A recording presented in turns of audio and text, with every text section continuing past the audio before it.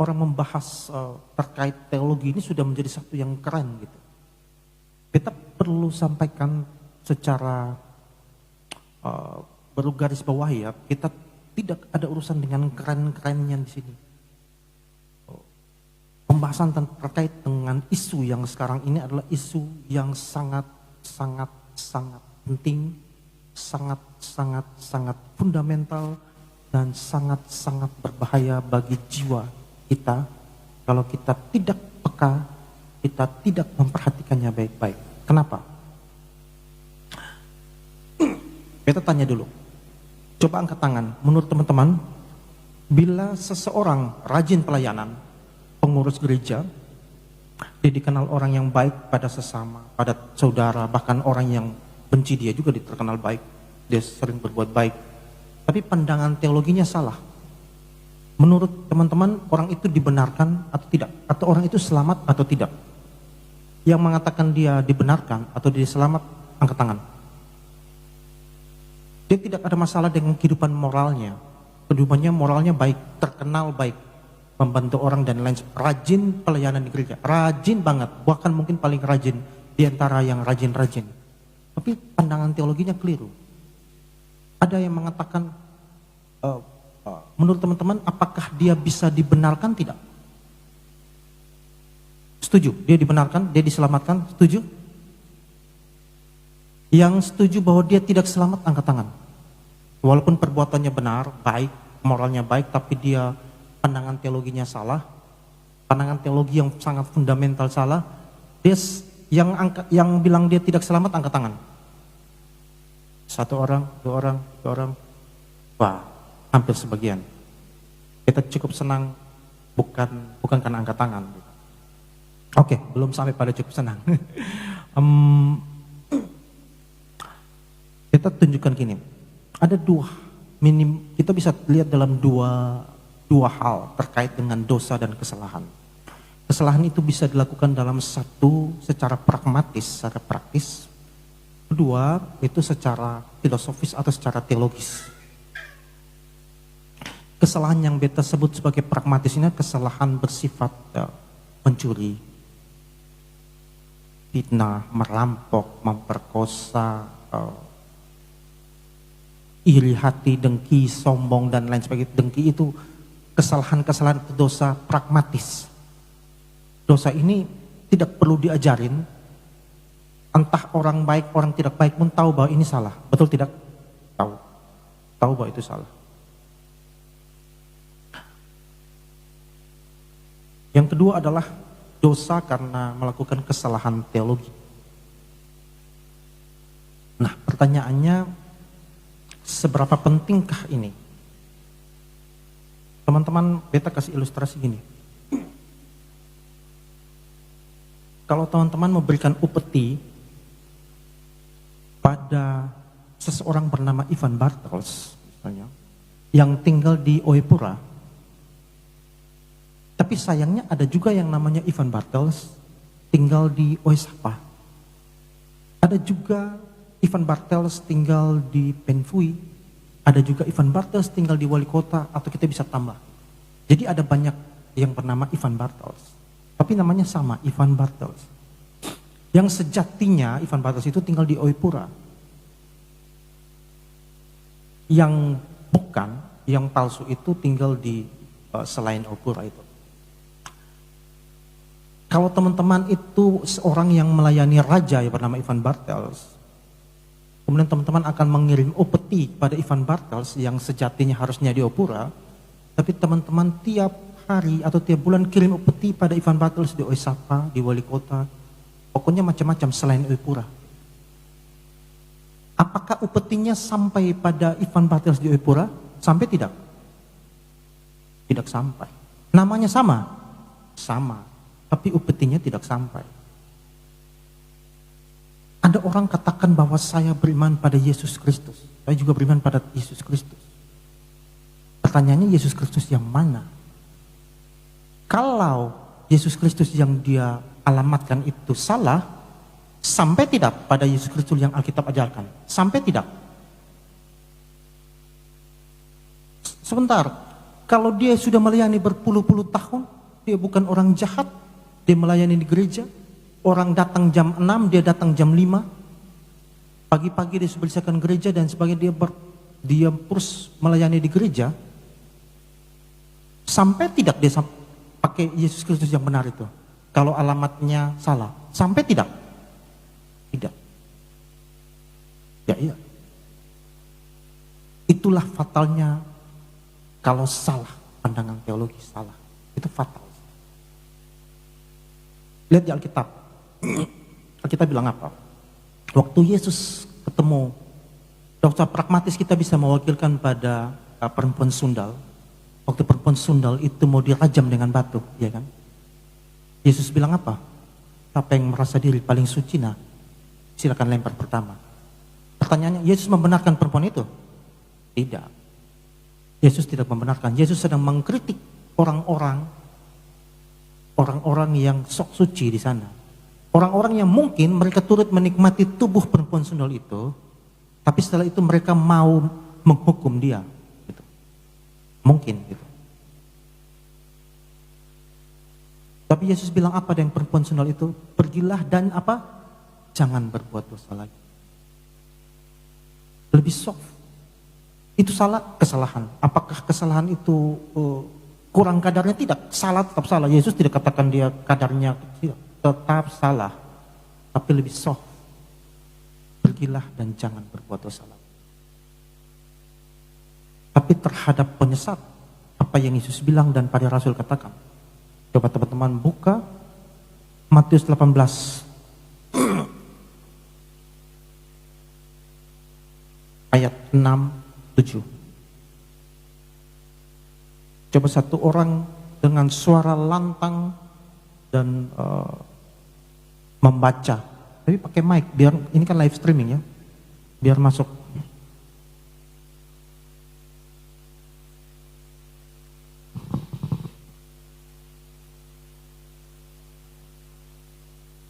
Matius pasal 18 ayat yang ke-6 dan 7.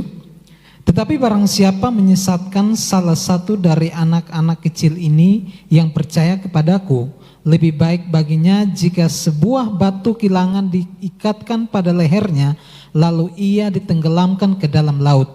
Celakalah dunia ya dengan segala penyesatannya. Memang penyesatan harus ada, tetapi celakalah orang yang mengadakannya. Yesus bilang apa? Yesus tidak bilang pada orang sundal, pencuri, perampok itu mengatakan bahwa seperti tadi yang kakak Fiksu bilang. Tapi bagi penyesat, Yesus bilang lebih baik ikat dia dengan batu kilangan, buang tenggelamkan di air dalam laut. Itu sadis sekali. Bahkan dengan kata yang keras, kasar sekali. Celakalah dunia dengan segala penyesat. Celakalah, itu bahasa itu kalau sekarang kita ngomong, misalnya pada Brian atau siapapun yang penyesat itu, orang bisa perkarakan kita gitu. Orang bisa tersinggung dan mungkin bisa, kalau ngomong di medsos bisa jadi kena undang-undang ITE, atau omong verbal secara langsung orang bisa lapor ke polisi karena pencemaran atau yang lainnya. Tapi Yesus katakan celakalah. Itu betapa bahayanya. Kita baca dulu nanti kenapa demikian sampai begitu. Roma 16 ayat 17 sampai 18. Tetapi aku menasihatkan kamu, saudara-saudara, supaya kamu waspada terhadap mereka yang bertentangan dengan pengajaran yang telah kamu terima, menimbulkan perpecahan dan godaan. Sebab itu hindarilah mereka. Sebab orang-orang demikian tidak melayani Kristus Tuhan kita, tetapi melayani perut mereka sendiri. Dan dengan kata-kata mereka yang muluk-muluk dan bahasa mereka yang manis, mereka menipu orang yang tulus hatinya. Ini kenapa kita bilang 1000 kali mau bertahun-tahun, puluhan tahun melayani di gereja. Kalau teologinya salah, Paulus bilang apa? Mereka tidak melayani. Ya, karena pengajarannya salah. Mereka tidak melayani Kristus, tapi mereka melayani perut mereka sendiri. Ego. Ada tidak di antara kita misalnya, oh beta main musik ini. Bisa. Namanya kita manusia. Bisa. Tetapi ingat kalau hal itu terjadi, Anda harus cepat-cepat berdoa Tuhan agar jangan sampai jadinya sombong hanya karena supaya orang lihat kita bagus melayani dan lain sebagainya. Kemudian 2 Korintus 11 ayat 3 sampai 4. Tetapi aku takut kalau pikiran kamu disesatkan dari kesetiaan kamu yang sejati kepada Kristus. Sama seperti Hawa diperdayakan oleh ular itu dengan kelicikannya. Dengar ini. Sebab kamu sabar saja. Jika ada orang yang datang memberitakan Yesus yang lain daripada yang telah kami beritakan. Atau memberikan kepada kamu roh yang lain daripada yang telah kamu terima. Atau Injil yang lain daripada yang telah kamu terima. Cocok sekali dengan ilustrasi yang beta berikan sebelumnya kan. Nama boleh sama, Ivan Bartels. Tapi Paulus bilang Yesus yang mana itu? Orang datang beritakan Yesus yang lain, kita sabar saja. Itu Paulus seperti mau bilang yang sabar itu kurang ajar sekali gitu. Ada orang kurang ajar sekali, kalian sabar saja. Bayangkan dengan kenyataan dunia, kalau kita ketemu orang pencuri, itu pasti digebukin luar biasa, betul tidak? Tapi mana pernah ada di sini orang penyesat yang digebukin?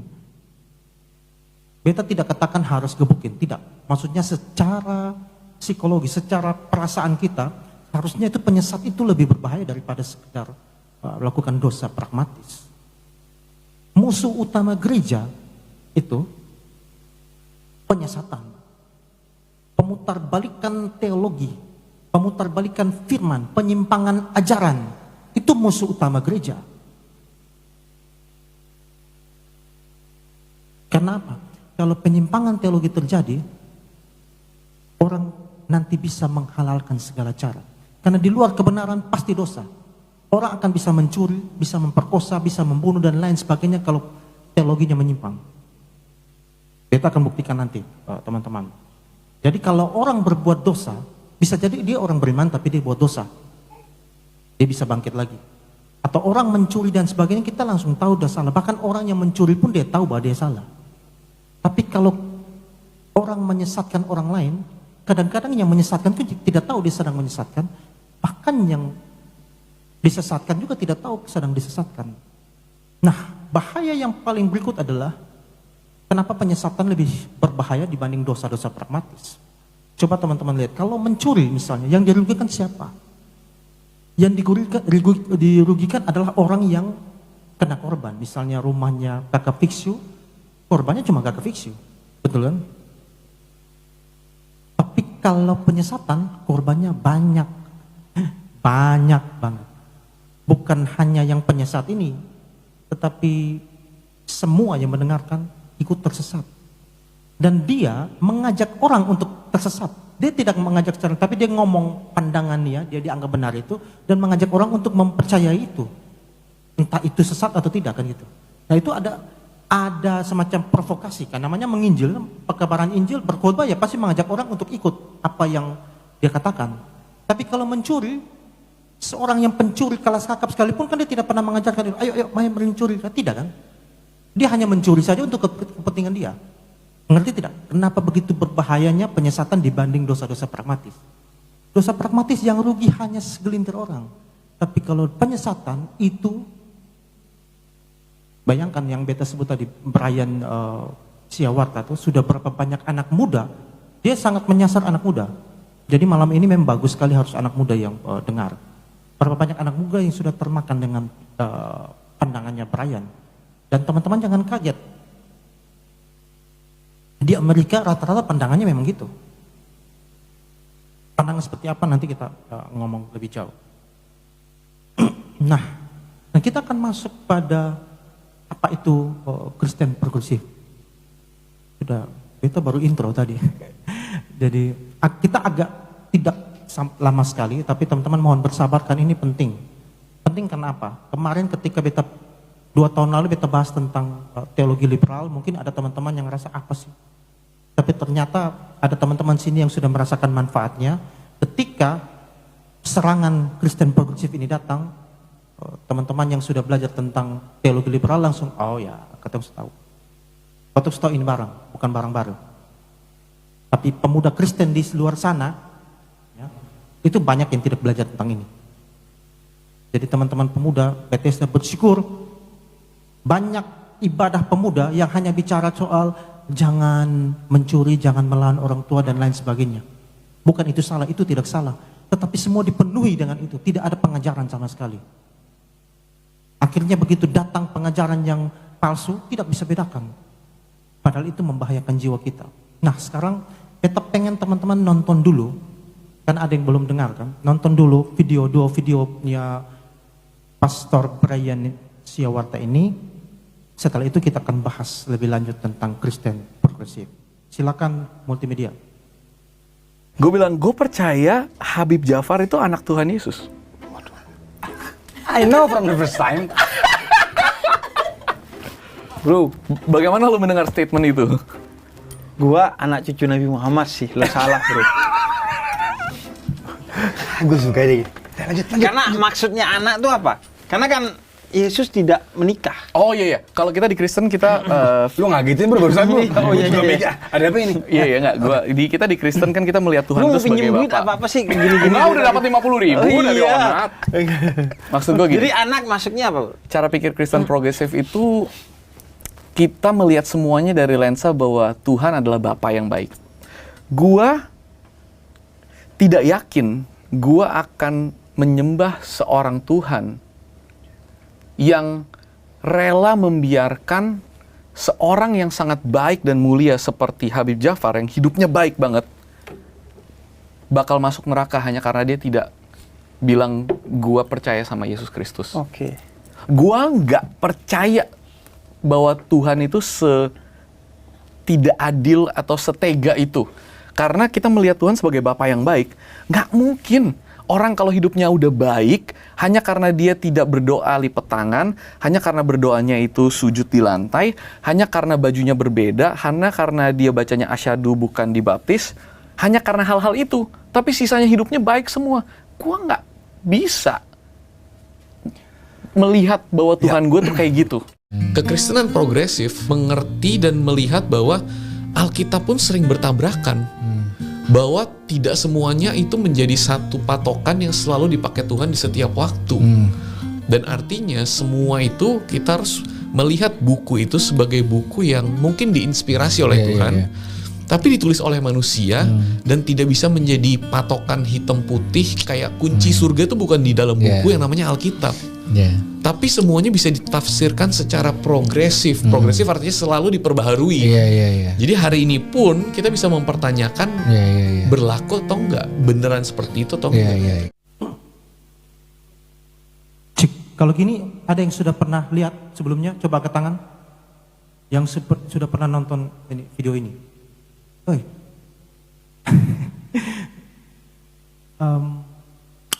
Yang baju coklat itu yang Pastor Brian atau Brian Siawarta yang tatuan itu, yang satunya itu Habib Jafar, yang satu lagi teman-teman sudah tahu ya, siapa namanya? Satu apalah itu, yang hostnya. Jadi ada dua video yang pertama dia intinya adalah Habib Jafar juga selamat, dia juga anak Tuhan Yesus. Walaupun Habib Jafar sudah tahu kan kalau Habib pasti kan beragama Kristen kan. Oh Islam. Tidak mungkin Habib beragama Kristen, namanya sudah Habib ya pasti Islam gitu. Kita tidak ada masalah dengan teman-teman Indonesia, tidak. Kalau itu, tapi menurut Pastor Brian, Habib Jafar juga bisa selamat. Dia anak Tuhan Yesus juga. Gitu. Walaupun Habib secara, beta pikir itu secara tegas juga menolak, kayak saya anak cucu Muhammad, dia bilang bukan anak Tuhan Yesus. Jadi sebenarnya kan bentuk pemaksaannya Brian itu ditolak mentah-mentah oleh Habib Jafar juga. Kemudian yang kedua dia ngomong tentang Alkitab. Alkitab bisa kontradiksi. Itu maksudnya bisa macam-macam. Karena Alkitab bisa kontradiksi di dalamnya, maka Alkitab juga bisa salah. Sebagian mungkin firman Allah, tapi sebagian bisa jadi bukan firman Allah. Jadi mungkin ada bagian yang sudah tidak relevan lagi dengan ini. Nah, teman-teman tahu kan kalau Alkitab itu adalah dalam orang bilang ada giumnya kita, itu Alkitab adalah firman Allah. Kalau Alkitab sudah bisa salah, lalu bagaimana kita? Bagaimana kekristenan? Kekristenan kan meletakkan otoritas tertinggi, yaitu Alkitab. Maksudnya otoritas kita untuk mengetahui kebenaran kan di Alkitab. Kalau di Alkitab sudah berisi kesalahan, lalu gimana kita mau anggap dia sebagai otoritas lagi? kita tinggalkan dulu apa yang video tadi. Beta sampaikan kita perlu nonton supaya apa yang beta sampaikan ini kena dan teman-teman bisa paham gitu. Kenapa sih ada Kristen progresif dan lain sebagainya, ini makanan apa. Dan ini nampaknya seperti baru happening sekarang. Dia sesuatu yang baru kah? Baru muncul sekarang kah? Dulu-dulu ada tidak gitu. Nah, tapi untuk lihat itu kita harus tahu dulu definisi. Nah, beta sudah sampaikan di ilustrasi di awal tadi. Itu membantu kita. Ilustrasi tentang Ivan Bartels itu membantu. Definisi itu penting. Teman-teman tidak bisa melihat apa istilahnya, tapi harus melihat meaning di balik istilah itu. Apa makna di balik istilah itu. Ilustrasi beta tadi. Lu boleh bilang Ivan Bartels, tapi Ivan Bartels yang mana? Yang di Oepura, di Oesapa, di Obobo, di Wali Kota, atau di mana? Ngerti tidak? Ngerti kan? Jadi bukan persoalan istilahnya, tetapi makna di balik istilah. Itu teman-teman pahamin dulu supaya nanti seterusnya beta akan sebutkan. Karena Kristen progresif ini ada banyak definisi di sana. Orang bisa sebut Kristen progresif tapi dengan berbagai macam definisi. Boleh, silakan. Terserah, tapi nanti kita lihat gagasannya bagaimana. Jadi bukan istilahnya yang ditolak, tetapi pandangan di balik istilah itu perlu kita tolak atau tidak, itu yang penting. Nah sekarang beta melihat syarat original dulu. Kalau misalnya kita lihat Kristen progresif, kita petakan dulu dua kata kan, Kristen kemudian progresif. Apa itu Kristen, apa itu progresif. Gitu. Ini terlepas dari pandangannya Brian dulu ya. Pertama kita lihat Kristen. Kalau Kristen ya kita semua tahu pengikut Kristus, pengikut Yesus. Ya kan, simpelnya begitu. Oke, semua bisa terima. Kemudian progresif, kalau kita lihat Kamus Besar Bahasa Indonesia, di situ tulis arti progresif adalah ke arah kemajuan, berhaluan ke arah perbaikan dari keadaan sekarang. Jadi semacam progresif semacam step by step. Jadi step sekarang yang keadaan sekarang ini diperbaiki lagi jadi lebih baik, dan lebih baik gitu. Jadi dibuat ada kemajuan. Jadi yang di sini yang sudah ke sana tidak mungkin sama dengan di sini. Yang di sana sudah lebih baik yang di sini. Yang di sana lebih baik lagi di sini. Itu progresif. Jadi terus bergerak maju dan semakin baik dan semakin baik. Itu oke, tidak ada masalah sebenarnya. Nanti kita taruh dalam gagasan baru kita lihat masalah atau tidak. Jadi kalau Kristen progresif kurang lebih kalau lurus-lurus ya. Ini kita belum ngomong pandangannya. Itu pengikut Kristus yang terus bergerak maju, terus memperbarui diri. Nah, sekarang kita, ini kan masih terlalu umum. Nanti kita lihat dalam konteks teologi, kan kita ini kan gereja reformasi semua nih kan. Gereja yang karena Martin Luther kita semua pisah ini. Nah, ada satu semboyan reformasi berikut. Kita baca ya. Ecclesia Reformata Semper Reformanda Secundum Verbum Dei. Artinya adalah gereja yang telah diperbaharui harus terus-menerus diperbaharui menurut firman Allah. Gereja yang telah diperbarui harus terus memperbarui seturut firman Allah. Jadi waktu itu gereja yang telah diperbarui itu maksudnya adalah ketika kita reformasi, ya kan kita pisah dari saudara tua kita, itu kita reformasi untuk menjadi lebih baik. Tapi para reformator masih bilang harus terus mereformasi, harus terus menjadi lebih baik. Jadi pada abad ke-16 itu para reformator sudah bilang, oke, kami sudah memperbarui gereja ini. Anda harus terus memperbaharui, tapi ingat yang terakhir, menurut firman Allah. Itu garis bawahi, menurut firman Allah. Jadi kekristenan itu boleh bergerak maju, memperbaharui dan sebagainya, tetapi tidak boleh keluar dari apa? Firman, tidak boleh keluar. Apalagi menentang firman, atau merubah firman, nah, itu bukan progresif lagi. Itu sudah bukan progresif, itu sudah menentang. Itu. Nah, tapi semboyan ini pun sebenarnya ada berbagai macam perspektif. Jadi teman-teman ini beta sudah bilang, jangan lihat istilahnya, tapi lihat maknanya. Ada sebagian teolog pendeta kita, hamba Tuhan, yang gunakan semboyan reformasi ini untuk mendukung pandangan liberal mereka, teologi liberal. Nanti yang belum tahu nanti beta akan jelaskan pandangan yang miring. Jadi ya karena Ecclesia Reformata Sempre Reformanda, maka gereja juga harus memperbarui diri. Yang dulunya doktrin mengatakan Yesus satu-satunya jalan keselamatan sekarang bisa berubah supaya terus mereformasi diri kan gitu. Mereka maknanya ke sana. Sedangkan kita yang benar misalnya maknanya adalah memperbarui diri, iya, misalnya multimedia diperbarui, liturgi bisa diubah bikin baik dan lain sebagainya, posisi pelayanan, bagaimana mutu dan sebagainya bisa diperbarui. Tetapi prinsip-prinsip yang fundamental dalam ajaran misalnya Tritunggal, Yesus sebagai doktrin keselamatan atau soteriologi, doktrin kristologi, Yesus dengan duinatur dan sebagainya, punya doktrin-doktrin yang fundamental ya dan amin dari kekal sampai kekal, itu tidak bisa berubah. Makanya disebut verbum Dei, secundum verbum Dei, artinya seturut firman. Jadi itu kan sudah tidak seturut firman yang mereka punya. Nah, ini juga jangan terjebak dengan istilah. Jadi kalau orang ngomong, ya Ecclesia Reformata sempre reformanda secum verbum Dei, amin. Jangan cepat amin. Cek dulu apa yang dia maksud itu. Cek dulu.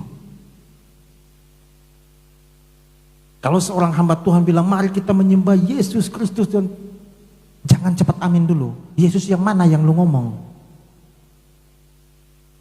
Marilah kita memberi upeti kepada Ivan Bartels.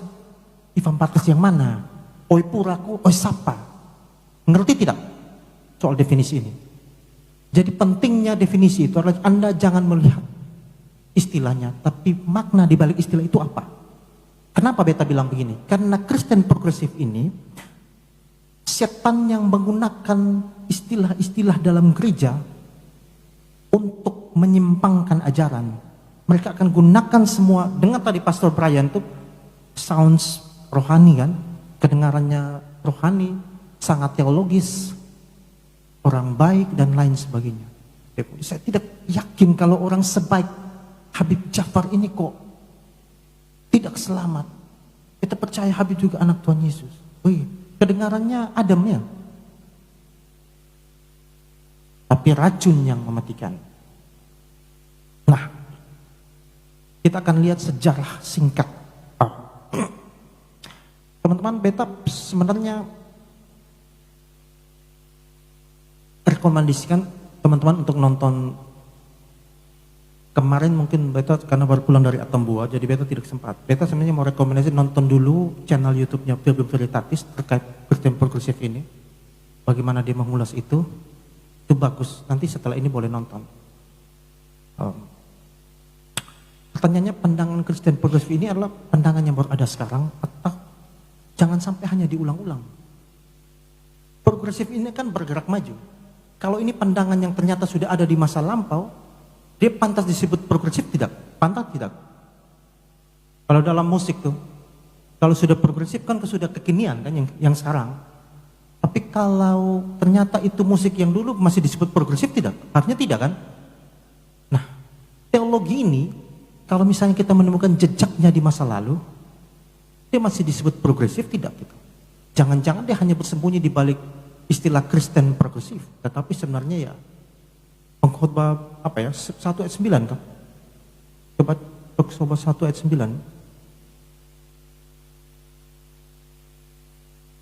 Kalau tidak salah ya, di bawah matahari tidak ada yang baru. Ya. Nah, mari kita lihat. Pertama, kenapa di awal beta bilang teman-teman baca waktu siapa yang pernah mendengar materi beta yang setahun atau 2 tahun lalu tentang teologi liberal, itu sangat penting. Itu menjadi base penting untuk materi hari ini. Pertama kita lihat teologi liberal itu kan mulainya muncul di abad pencerahan. Abad pencerahan ini bukan hanya dunia teologi, berlaku bagi dunia sains, teknologi. Itu di abad ke-17. Itu ketika teknologi itu mulai muncul, teknologi dunia. Nah, karena teknologi itu sudah semakin sudah mulai terkuat, maka itu disebut sebagai abad pencerahan. Maka itu mempengaruhi berbagai macam bidang termasuk gereja maupun dunia teologi. Kita bisa lihat itu dalam berbagai macam literatur. Misalnya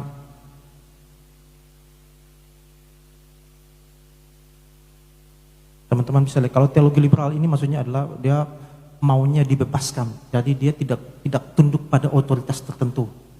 Jadi teologi liberal ya dia tidak harus tunduk pada Alkitab. Itu singkatnya gitu. Untuk bahas panjangnya nanti teman-teman, saya tidak tahu waktu itu sudah pernah direkam belum ya? Waktu itu sudah live streaming belum kita tahu. Kalau misalnya sudah live streaming, teman-teman bisa minta videonya lagi di Kakak Fiksi untuk tonton kembali.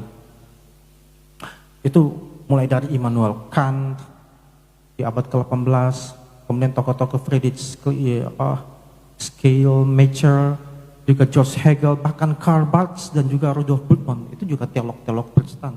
Teman-teman jangan salah, mereka Bultmann ini teolog terkenal, ada dalam buku-bukunya dalam sekolah-sekolah teologi.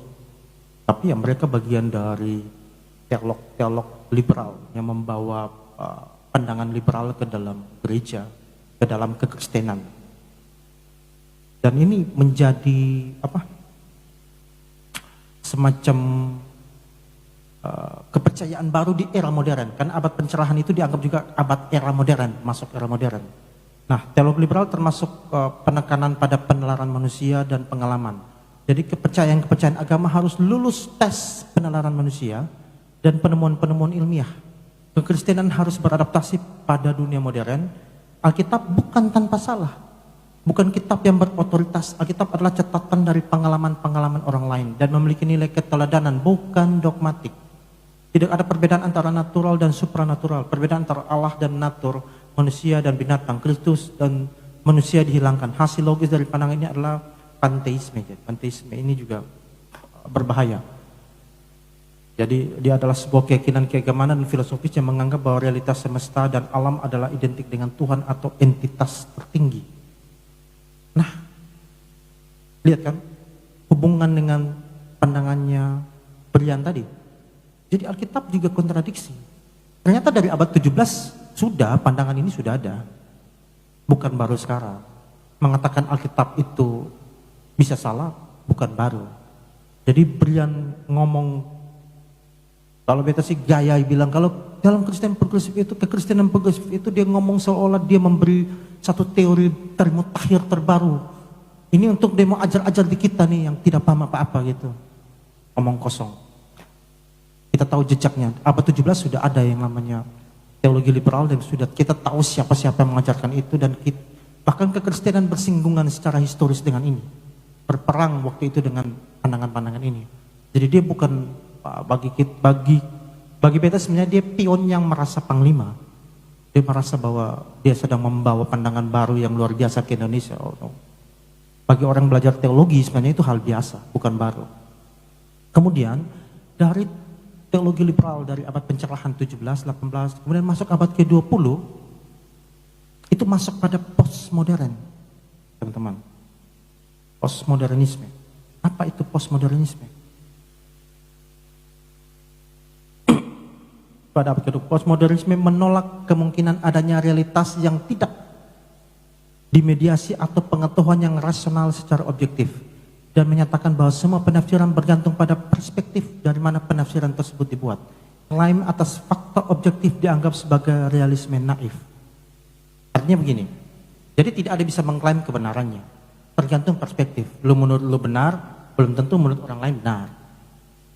Maka artinya kebenaran itu bersifat subjektif. Hari ini beta pukul fiksi benar, hari ini beta pukul fiksi salah, besok bisa benar. Tergantung perspektif sih. Tergantung masing-masing orang punya perspektif. Itu postmodernisme. Nah, postmodernisme artinya setelah masa modern. Jadi setelah abad pencerahan atau masa modern, muncullah postmodernisme ini. Jadi kebenaran bersifat relatif. Nah, dari mana sih pandangan ini gitu? Dia masih ya jelas berhubungan dengan teologi liberal ini. Tapi dari mana sih pandangan ini? Kita mundur jauh ke belakang. Tadi beta tunjukkan ternyata Kristen progresif sudah ada dari abad 17. Masuk abad 20 langsung di postmodern. Tapi kita akan buktikan lebih jauh lagi. Bahkan sebelum Yesus lahir. Teman-teman lihat. Filsafat Herakleitos, salah satu filsuf Yunani. Dia hidup di tahun berapa?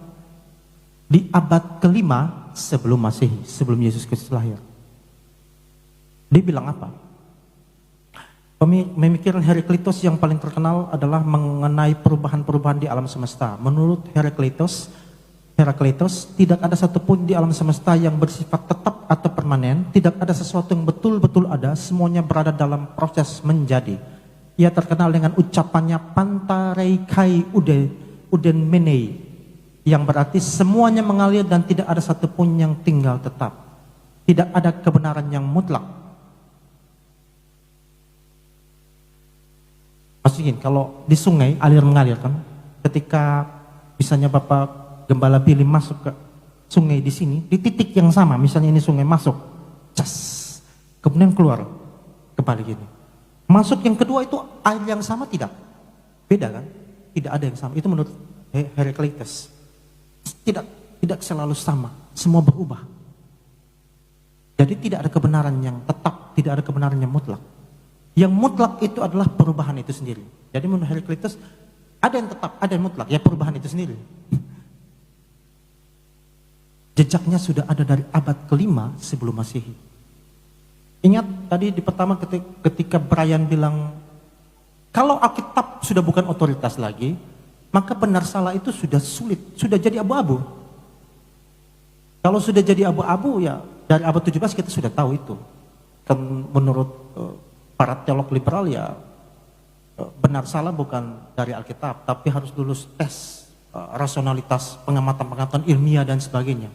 Pertanyaannya, masalahnya hal-hal bersifat ilmiah itu juga berubah. Hari ini Newton, besok Einstein, dan besok apa lagi? Hari ini kita percaya Newton yang benar, kemudian Einstein muncul, kita percaya Einstein yang benar, kemudian yang berikut apalagi muncul, kita percaya dia benar. Nah kalau kekristenan atau teologi Kristen juga begitu, maka ya berubah-ubah terus, tidak ada kebenaran. Masuk di posmo juga sama kan, abad ke-20. Tidak ada yang relatif. Posmo itu akarnya apa sih? Heraklitus tadi, dari abad ke-berapa? Abad ke-5 sebelum Masehi. Bukan setelah Masehi, sebelum Masehi, Yesus Kristus belum ada. Yesus Kristus secara manusia ya, kalau secara ilahi ya dia ada dari awal. Belum zamannya Yesus Kristus dalam tubuh manusianya, itu belum zaman. Heraklitus sudah bicara tentang relativisme. Jadi kebenaran itu relatif. Jadi pandangannya Brian ini pandangan yang progresif, kuno gitu. Kita malah sudah tahu sejak lama. Sekarang kita lihat maju dari sebelum Yesus Kristus, kita maju langsung di Yesus Kristus, perjanjian baru. Di abad pertama, awal-awal itu.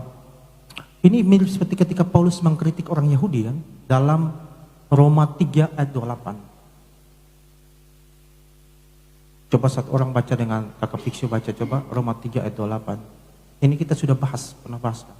Iman dan perbuatan. Roma 3 ayat 28, karena kami yakin bahwa manusia dibenarkan karena iman dan bukan karena ia melakukan hukum Taurat.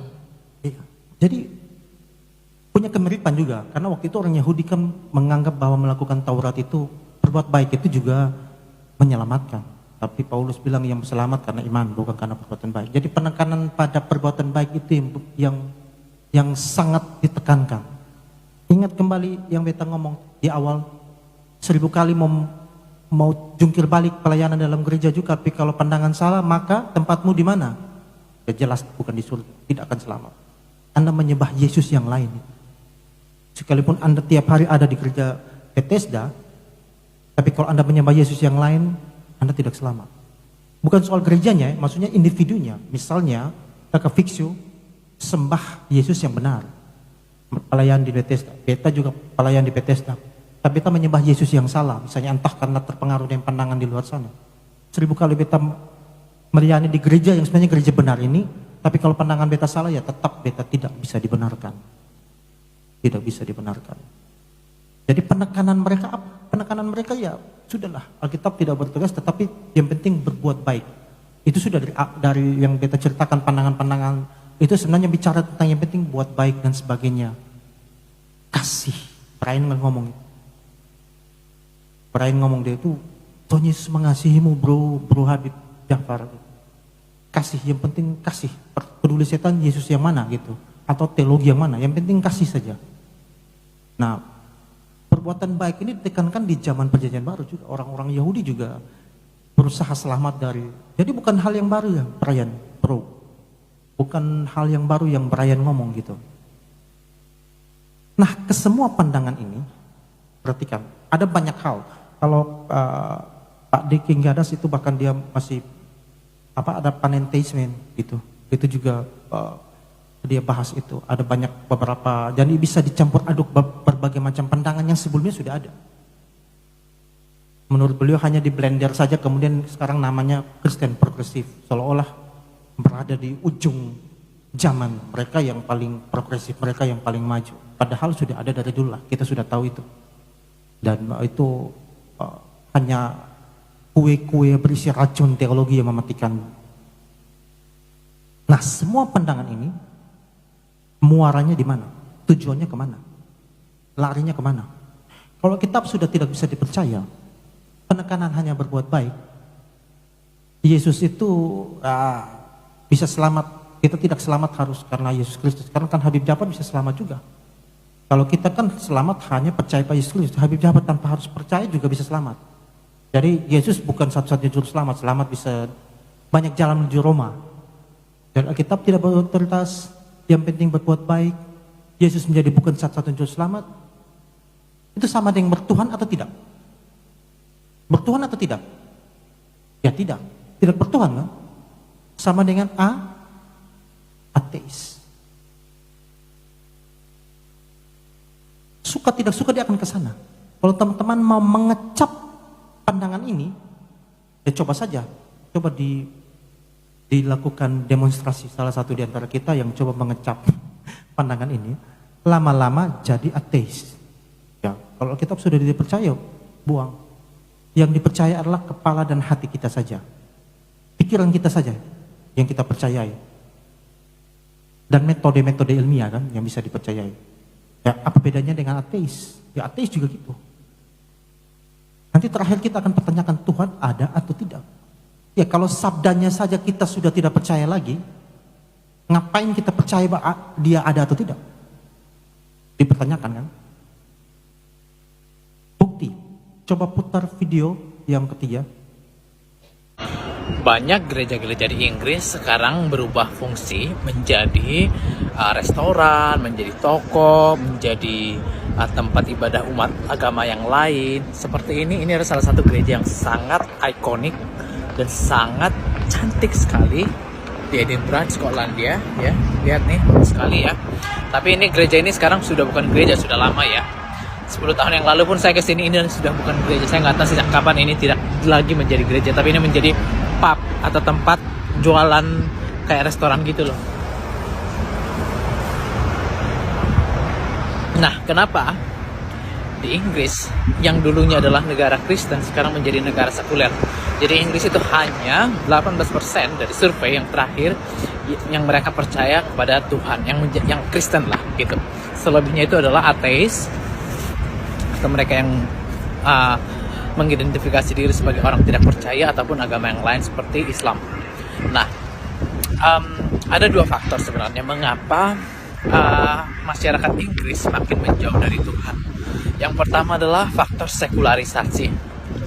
Sekularisasi maksudnya ya lama-lama masyarakat di sini berubah orientasi atau nilai yang mereka pegang. Yang dulunya adalah percaya, tapi sekarang mereka memilih untuk tidak percaya kepada Tuhan. Jadi sekuler, artinya ya mereka ateis gitu ya. Itu penjelasan sederhananya. Oke. Sejak beberapa tahun yang lalu, kalau ada teman-teman yang mungkin berteman dengan beta di Facebook, kita sering ngomong di Eropa banyak gereja sudah jadi diskotik, pub, restoran, bahkan jadi masjid, bahkan jadi gedung kosong yang ditinggalkan dan lain sebagainya. Semua itu karena apa? Ya karena ini. Pertama, gereja Kristen yang sejati, kemudian karena masuk abad pencerahan, sebagian gereja mulai, kita harus berubah nih, supaya jangan ketinggalan zaman. ikutlah teologi liberal, geser. Untuk masuk teologi liberal harus ada konsekuensi. Alkitab yang di sini pertamanya adalah bagian firman Allah, dia harus diturunkan levelnya. Di downgrade sedikit. Alkitab menjadi sebagian saja firman Allah atau berisi saja firman Allah, sudah bukan firman Allah. Berarti ada sebagian yang bukan firman Allah. Gitu. Tapi di sini mungkin masih Yesus sebagai Tuhan juru selamat lah, percayalah. Kemudian sering berjalan masuk di posmo, geser lagi. Kita karena sudah tidak berotoritas, maka kita bisa mengotak-atik teologi Kristen karena sudah tidak ada dasar. Dasar pijakan kan hilang.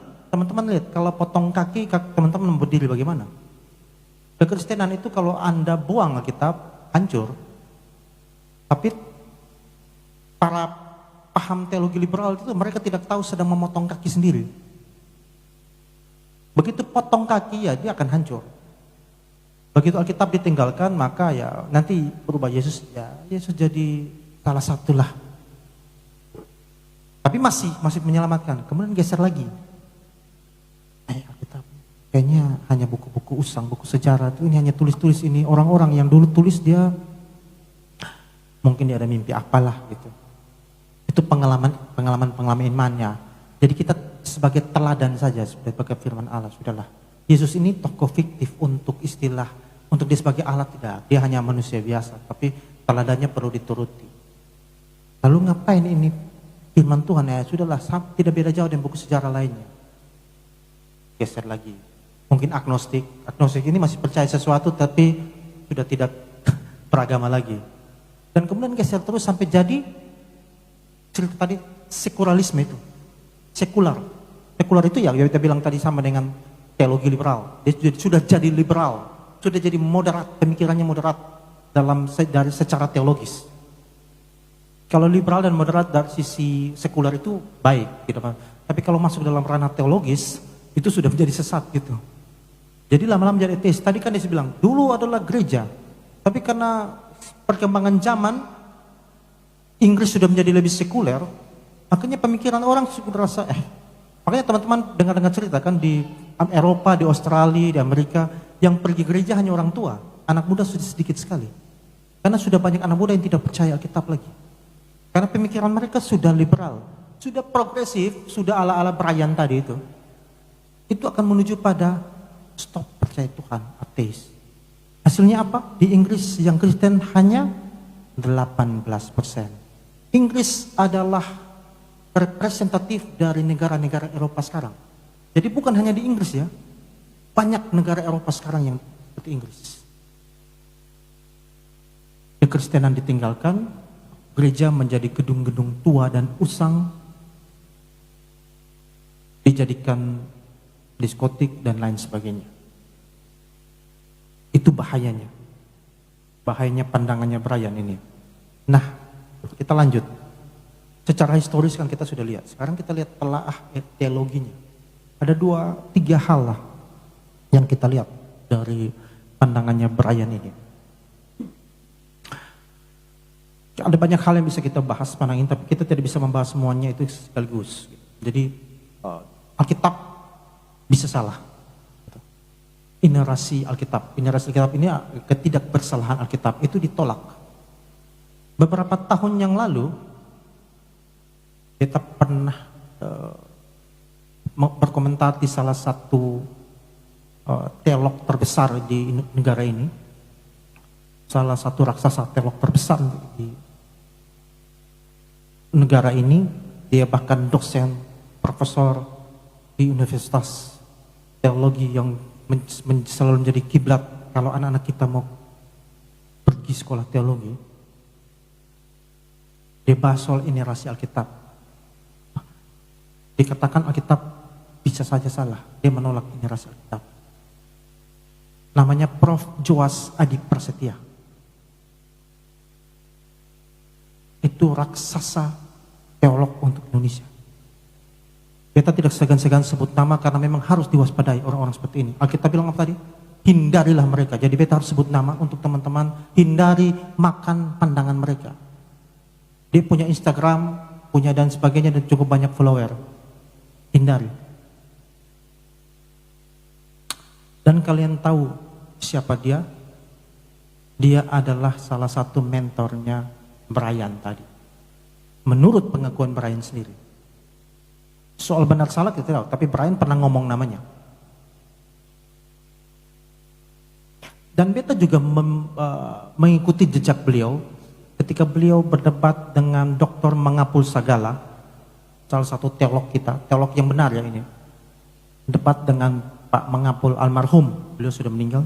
Pak Jos bilang gini, beta pernah ulas di Facebook beta tahun lalu, lucu, ini seorang profesor teologi loh, dia bilang, kan gini, kalau inklusif itu adalah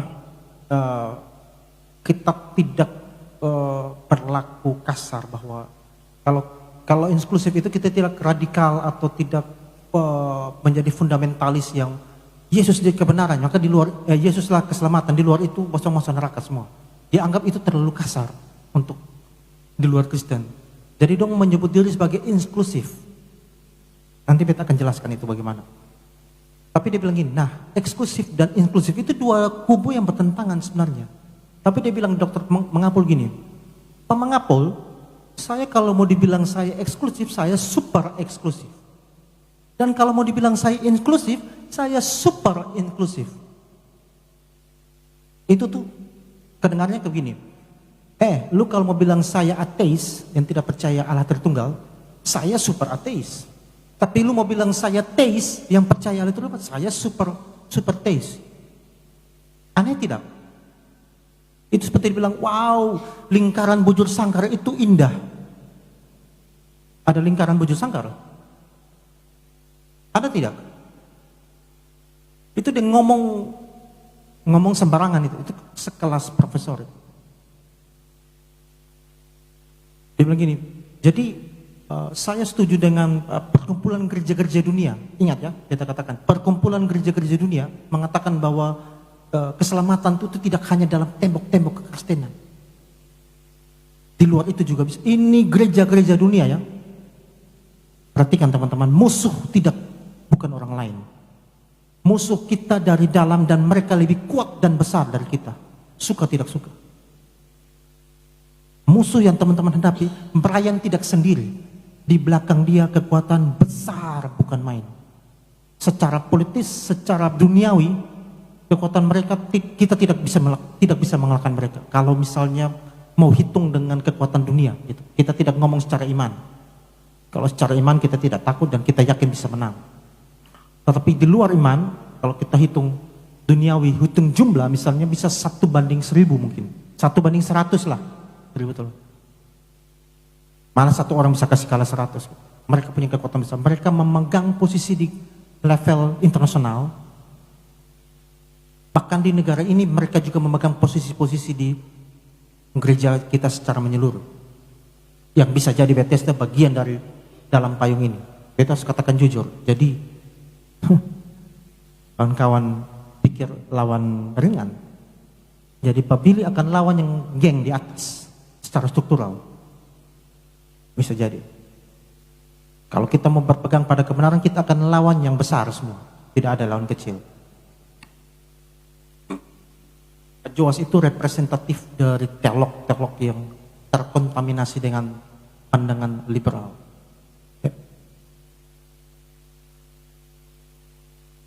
Jadi kalau dibilang Alkitab tidak berotoritas, kita suka ilustrasinya Adiki, bagus sekali. Dia bilang gini, mereka tetap menganggap Alkitab berotoritas. Gitu. Ini lebih soft. Karena kalau bilang tidak berotoritas, kan langsung dilawan, ini sesat. Tapi mereka ini kan lidahnya bercabang, suka abu-abu. Makanya beta bilang dari awal, ingat, jangan terperangkap dengan istilah. Supaya jangan mereka ditolak, mereka bilang, tidak, menurut kami Alkitab memang berotoritas. Ingat, mereka juga mengatakan Alkitab berotoritas sama dengan kita, tapi apa makna di balik itu? Tapi Alkitab juga bisa berisi kesalahan. Tapi tetap kami percaya otoritas Alkitab, tapi bisa berisi kesalahan. Pertanyaannya, kalau Alkitab sudah berisi kesalahan, bisa jadi otoritas tidak? Kita hubungkan dengan perkataan Joas tadi, Prof. Joas tadi. Dia eksklusif dan juga sekaligus inklusif. Itu kan pertentangan. Sama dengan kita, saya ateis sekaligus tidak ateis. Itu kan bertentangan. Sama dengan ini mengatakan Alkitab berotoritas, tapi ada kesalahan. Ya, sama dengan mengatakan Alkitab tidak berotoritas lagi kalau ada kesalahan. Ini contohnya gini, ilustrasinya Pak Dikit. Sama seperti anak-anak mengakui otoritas orang tua, anak-anak mengakui otoritas orang tua, tapi boleh berlaku kurang ajar pada orang tua. Boleh tempeleng orang tua, boleh meludahi orang tua. Ya. Jadi beta katakan, oh beta orang tua, oh itu beta orang tua, punya otoritas, tapi beta boleh tempeleng dong. Itu masih mengatakan orang tua sebagai punya otoritas tidak? Masih tidak? Tidak. Persis seperti mereka. Supaya kita jangan tahu belangnya mereka, oh iya tidak, Alkitab berotoritas. Tetapi juga mengandung kesalahan. Itu sama dengan lu menginjak-injak otoritas itu sendiri.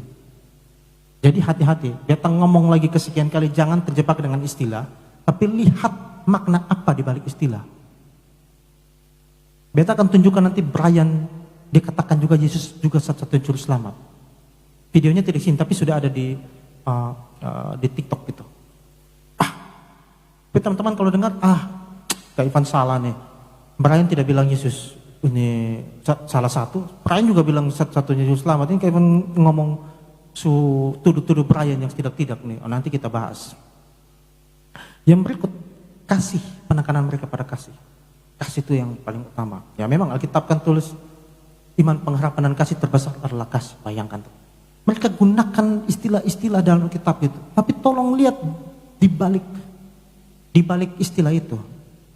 Seperti yang beta ngomong di awal. Kenapa penting beta di awal itu beta kasih ilustrasi dan pentingnya definisi untuk masuk pada pembahasan ini. Kasih yang mana? Kasih yang mana? Kasih itu yang Brian ngomong tuh ada yang di perasaan itu. Aduh, Habib Jafar ini orang baik. Dia tegur beta, seperti kita biasa berteman dengan orang baik, kita bilang dia orang baik. Karena perasaan kita mengatakan demikian. Bukan karena Alkitab yang katakan. Lihat hubungan dengan topik pertama, Alkitab yang otoritas itu dibuang. Kalau Alkitab dibuang otoritas, maka ukuran kasih dan tidak kasih itu berdasarkan perasaan dan pikiran kita. Maka menurut Brian tadi, Habib Jafar itu juga orang baik. Tuhan Yesus pasti mengasihi dia. Bayangkan dia bilang Tuhan Yesus pasti mengasihi dia. Pada dalam Matius Tuhan Yesus bilang apa? Yang tadi. Ingat, beta kasih di awal-awal itu untuk teman-teman jadi pondasi. Celakalah para penyesat. Betul tidak? Itu Tuhan Yesus tidak punya kasih. Pertanyaannya, waktu Brian bilang Tuhan Yesus mengasihi Jafar, itu Tuhan Yesus yang mana? Di Opura kok di siapa? Ingat kembali yang beta omong di awal. Ngerti? Paham tidak? Sudah masuk kan? Ketika, beta ulang lagi. Ketika Brian bilang Tuhan Yesus juga mengasihi, atau Habib Jafar juga anaknya Tuhan Yesus. Pertanyaannya, yang Brian ngomong tuh Tuhan Yesus yang mana? Yang di Alkitab kok angkat tangan kalau itu di Alkitab. Atau itu di luar Alkitab?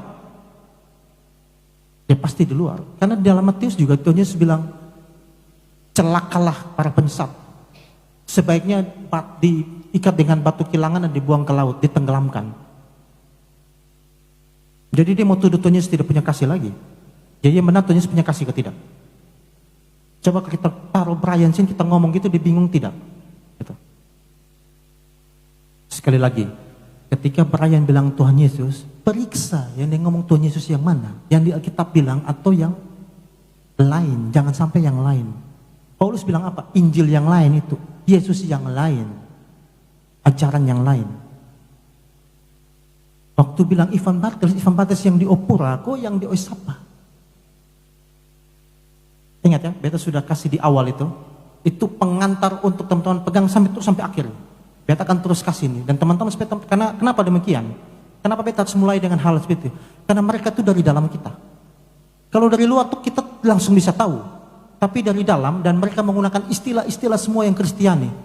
Makanya beta harus bilang teman-teman, jangan lihat istilah apa yang mereka gunakan, tapi makna apa di balik istilah yang mereka gunakan. Nah, kasih Kalau kita baca bukunya Vincent Chong tentang kasih, Vincent Chong tidak mengatakan kasih itu ya perasaan kita, tidak. Kalau perasaan kita, maka hari ini misalnya beta begitu mengasihi Pak Billy.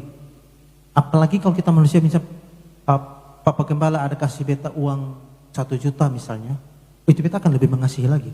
Ya betul kan, dalam artian kita akan rasa aduin orang baik, secara manusiawi, ini orang baik. Tapi kalau besok tiba-tiba Pak Billy tampar beta, itu perasaan yang kemarin kasih 1 juta dengan sekarang itu sama tidak? Bisa sama tidak? Kemarin kasih 1 juta, perasaan 100% kasih. Besoknya kalau Pak Billy tampar beta, masih 100% tidak? Kalau in Christ, iya. Dalam iman mungkin iya. Tapi secara perasaan kita bagaimana? Tidak lagi. Masih mengasihi tidak? Nah, kalau kasih Anda letakkan pada perasaan dan pikiran Anda, fluktuatif, berubah-ubah. Hari ini bisa sayang, besok tidak. Kan orang tidak selalu sama perlakuan. Tidak selalu sama. Nah, Vincent Chong bilang makanya kasih yang di Alkitab ajar itu bukan perasaan kita, bukan perasaan emosi kita. Ini sama juga dengan teman-teman yang lagi pacaran, ini juga jadi pegangan teman-teman. Kasih yang Alkitab maksudkan ketika kalian pacaran bukan secara eksklusif pada pasangan Anda. Tapi ketika Anda mencintai dia itu karena didasarkan pada iman pada Kristus. Kasih yang Alkitab ajarkan. Maka bagaimanapun dia, Anda belajar untuk menerima dia. Kalau bisa mengubah. Kalau tidak, Anda menerima kekurangannya apa adanya dalam kasih Kristus. Jadi tidak cepat kecewa kalau misalnya dia begini dan begitu. Kan tidak ada manusia yang sempurna. Gitu. Jadi Anda mencintai dia, ya mencintai dalam Kristus. Jangan mencintai karena siapa dia, keberadaan dia. Atau karena dia punya materi. Tapi kalau misalnya dia tidak punya materi lagi, masih cinta dia seperti itu, tidak. Atau yang sudah menikah, kita bisa challenge, termasuk beta, Pak Fiksu, Bapak Gembala. Kalau misalnya kita bayangkan satu saat istri atau suami kita tiba-tiba menjadi orang tidak waras dan gila, dan cinta yang sekarang ini masih sama tidak? Kalau dalam Kristus, beta hakul yakin cinta pasti sama. Ya, kalau kasih itu kasih yang Alkitab ajarkan pasti harusnya dalam iman pada Kristus harusnya sama. Tapi kalau tidak, aduh, bahaya. Kita ini kan penuh dosa. Bagaimanapun kita suka melihat istri kita cantik misalnya. Kalau istri kita cantik kan kita suka pergi dekat. Tapi kalau misalnya dia lagi bau, mau peluk-peluk kan tidak mungkin. Tidak mau juga. Betapapun kita mencintai. Nah, yang Vincent Chong ajarkan, kasih itu bukan perasaan.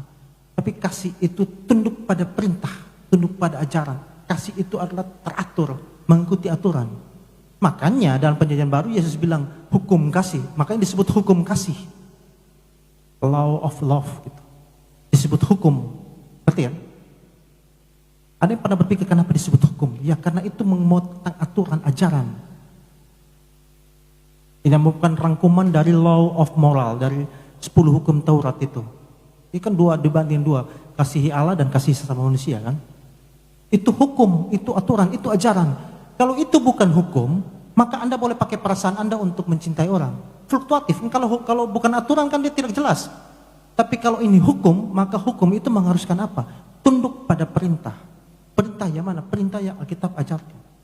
Alkitab yang Anda yakin sebagai otoritas dalam hidup Anda. Kalau Anda buang ya sudah. Buang ya sudah. Kita sudah tahu kan, potong kaki sendiri. Jadi kasih itu yang sebenarnya adalah kasih yang tunduk pada perintah-perintah yang Alkitab ajarkan. Alkitab bilang apa? Terkait percintaan, ya jangan mencintai orang yang ya, terang dan gelap tidak bisa bersatu. Maka dalam kasih Kristus, carilah pasangannya seiman, ya kan? Alkitab bilang lesbi, homo, LGBT itu dosa. Perilakunya dosa, orientasinya dosa, salah. Jadi benci dosanya, sayang orangnya ya. Dengan landasan kasih itu, Anda akan menolak dosa itu. Tapi kalau Anda mau pakai kasih di luar Alkitab, di luar Alkitab yang Vincent Chong ajarkan, di luar aturan-aturan kasih, di luar aturan-aturan, maka pakai perasaanmu, oh lesbi juga benar. LGBT juga benar.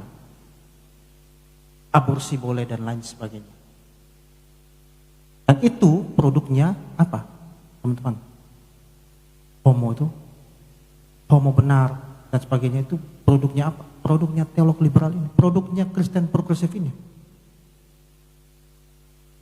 Di Brian ini, kedengarannya kan halus sekali gitu, kasih, adem gitu, kedengaran tidak ada masalah. Ya, karena mereka harus gunakan istilah dalam Kristen untuk memutarbalikkan.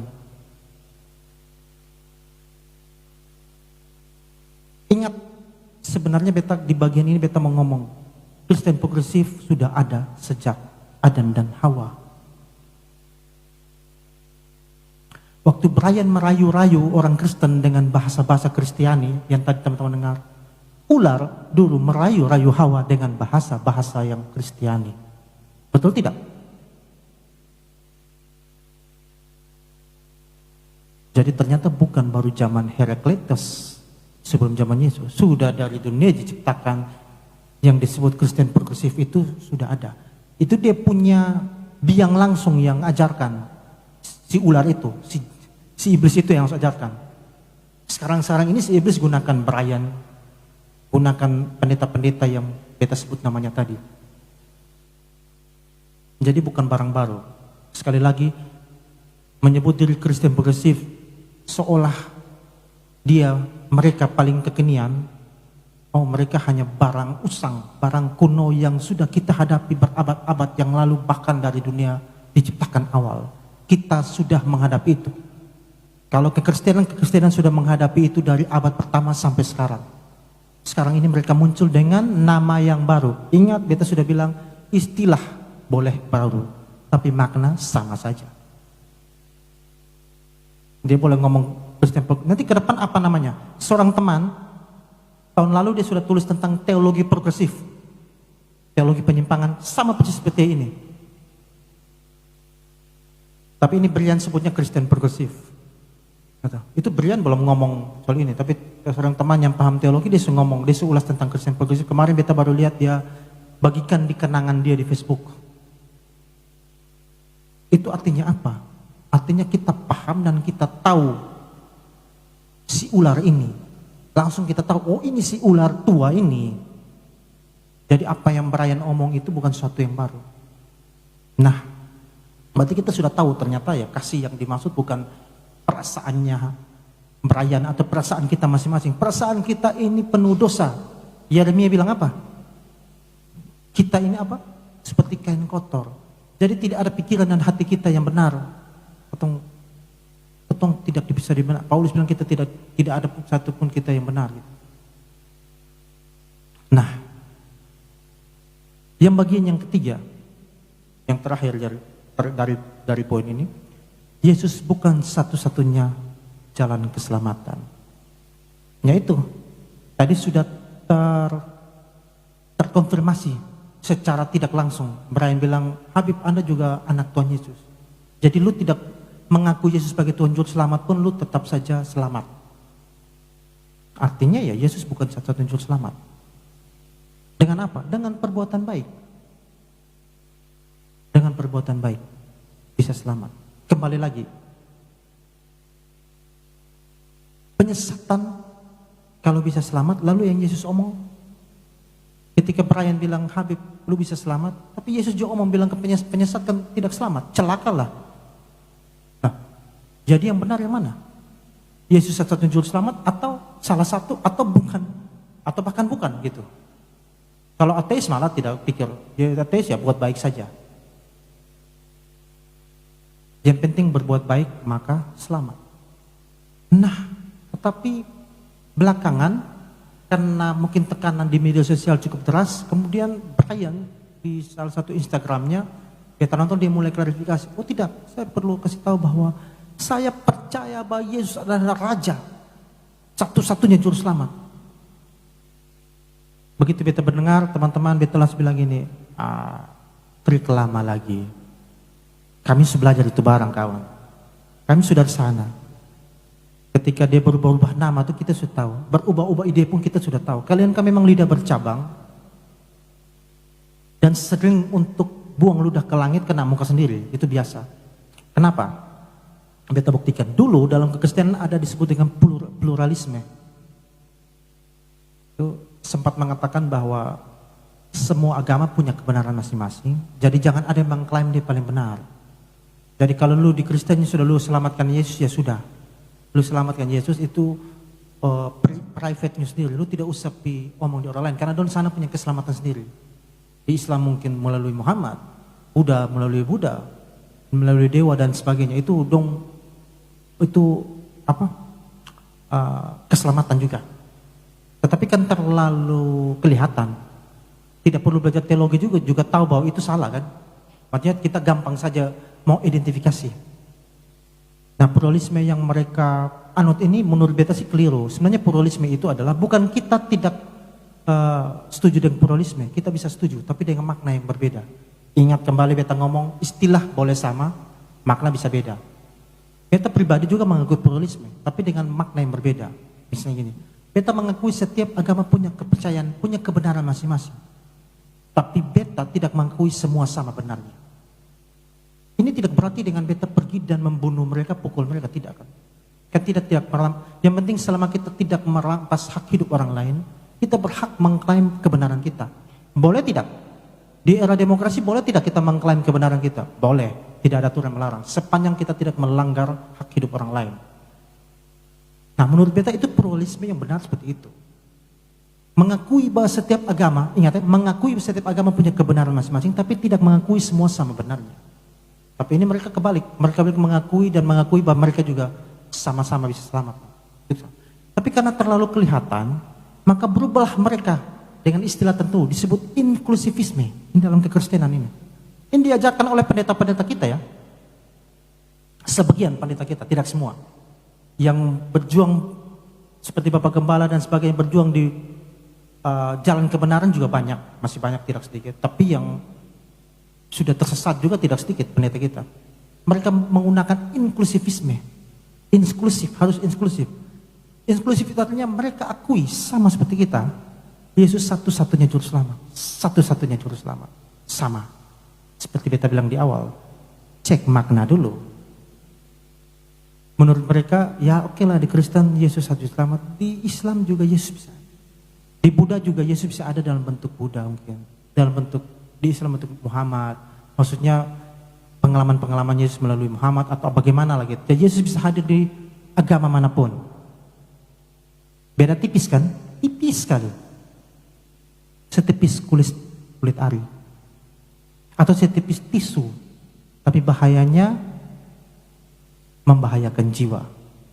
Perbedaannya, pertentangan bumi dan langit. Jadi mereka ubah lagi, geser maknanya. Oh, Yesus satu-satunya juru selamat. Tapi di balik itu, Yesus bisa hadir. Jadi kalau Brian loh, kalau lu bilang Habib Jafar bisa selamat juga, anak Tuhan Yesus juga. Baru lu bilang sekarang Yesus satu-satunya juru selamat. Yang mana? Oh, dua-dua benar. Yesus satu-satunya juru selamat. Tapi Yesus bisa hadir dalam hati Habib Jafar. Walaupun tanpa dia harus pindah agama. Ngerti kan? Mereka tuh lidah bercabang. Jadi hati-hati, dengar baik-baik. Mereka kalau ngomong istilah, tapi perhatikan makna di balik istilah itu apa. Jadi mereka geser-geser. Jadi ini beta sampaikan memang gini, ke teman-teman temukan apa yang Brian ngomong. Di Instagram terbaru dia sudah klarifikasi, dia akui Yesus satu-satunya juru selamat. Tapi jangan percaya dengan maknanya. Maknanya berbeda dari kita tuh. Yang kita percayai. Itu inklusivisme. Nah, sekarang kita masuk pada bagian yang terakhir. Sudah ini habis. Kalau kita sudah paham tentang Kristen progresif ini dan sejarah secara singkat, kita sudah tahu dia punya ciri khas dan lain sebagainya. Pertanyaannya, siapa sih mereka para penyesat? Dari Alkitab sampai sekarang ditulis sayangnya mereka orang dari dalam. Mereka orang dari dalam. Itu sayang yang pertamanya, sayangnya yang pertama mereka orang dari dalam. Sayang yang kedua, mereka orang-orang berpengaruh. Artinya mereka pemuka agama. Sayang yang ketiga, mereka punya otoritas secara kelembagaan. Rata-rata. Dari zaman Yesus sampai sekarang. Yang pertama, apa? Mereka dari dalam. Yang kedua, mereka pemuka-pemuka agama. Yang ketiga, mereka punya otoritas secara struktural. Mereka bisa memenuhi kelembagaan itu. Jadi lawan kita berat. Bukti.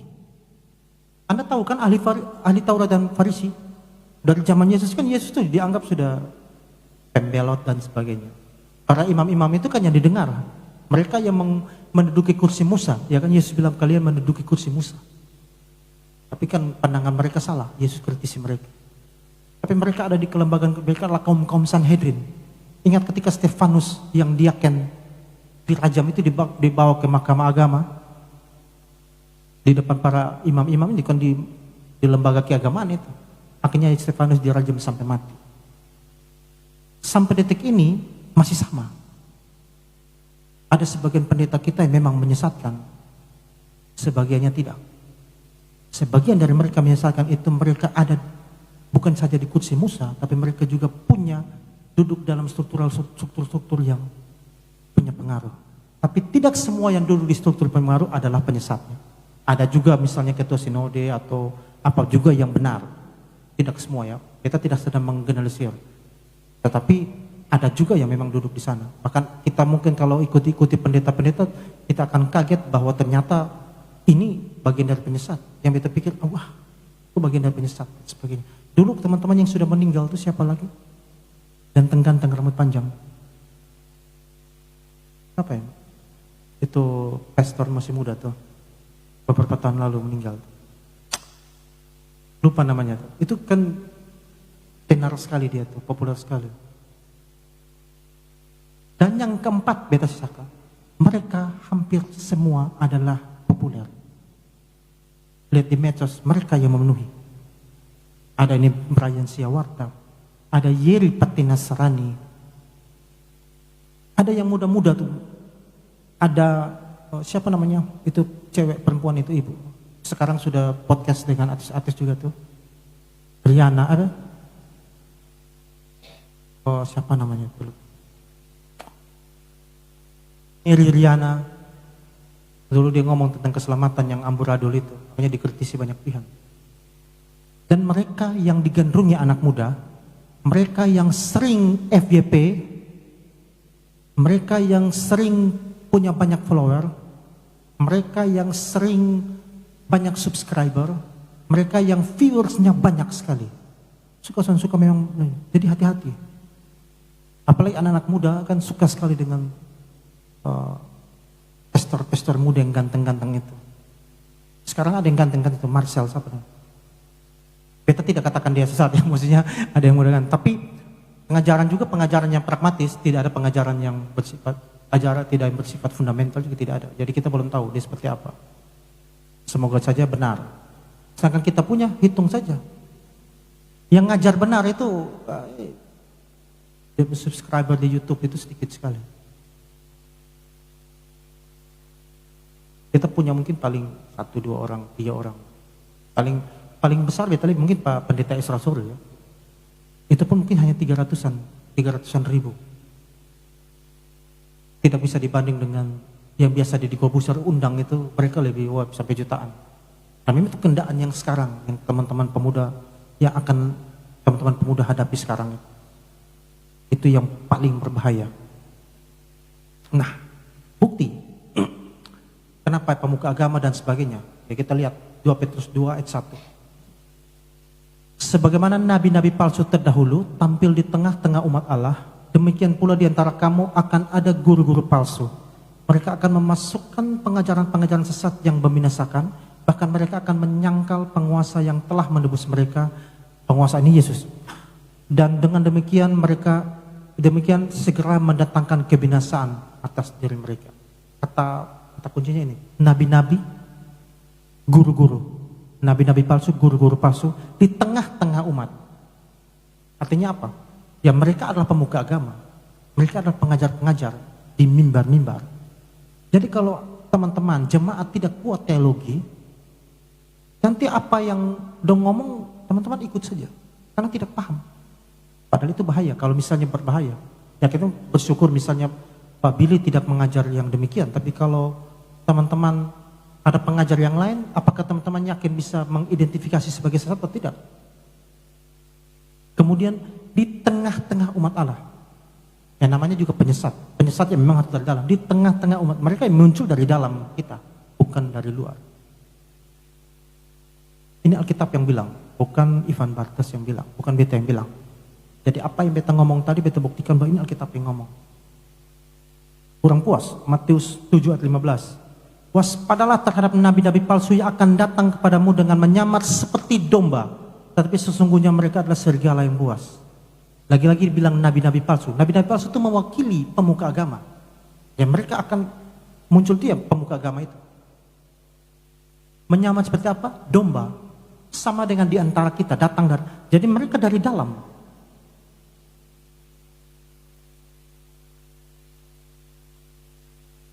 Jadi ya, sayangnya demikian. Tetapi hebatnya adalah dari zaman 0 abad pertama sampai sekarang Kristenan sudah menghadapi semua itu dan kita selalu luput dan bisa menang melawan mereka. Kalau kita bisa menang sekarang pun dan sampai selama-lamanya, sampai Yesus datang kita tetap bisa menang. Nah pertanyaannya sekarang adalah, teman-teman mau turut dalam bagian pemenang itu atau menjadi tergeser bersama-sama dengan Brian Siawarta dan berhadapan-hadapan dengan kita di sini. Mari kita berdoa. Bapa surga, kami bersyukur berterima kasih atas segala penyertaan-Mu, firman-Mu dan renungan-Mu pada malam hari ini. Kami telah belajar tentang Kristen progresif. Kami belajar dari manakah pandangan ini. Kami mengulasnya, Tuhan, Engkau Allah menolong kami berterima kasih. Sehingga pada malam hari ini kami pemuda Bethesda boleh dicerahkan atas pandangan-pandangan ini. Sehingga di hari-hari depan kami boleh dipersenjatai. Jadi perisai-Mu kami boleh dikuatkan. Kami boleh diberi pengetahuan. Sehingga ketika nanti datang pandangan-pandangan yang miring, kami bisa mengidentifikasikannya. Kami bisa menyingkirkannya. Kami bisa menghindarinya, Tuhan. Terima kasih Bapa di surga. Dulu kami berdoa buat gembala di sini, Tuhan Pak Billy. Dalam peperangan iman, Tuhan tolong gereja ini. Sehingga biarlah gereja ini diluputkan dari ajaran-ajaran palsu. Dan boleh menghalau semua segala macam ajaran-ajaran yang bukan Injil Kristus. Tuhan tolong. Terima kasih Tuhan. Ini doa dan permohonan kami. Doa ini kami alaskan dalam nama anak Yesus Kristus. Kami sudah berdoa. Amin.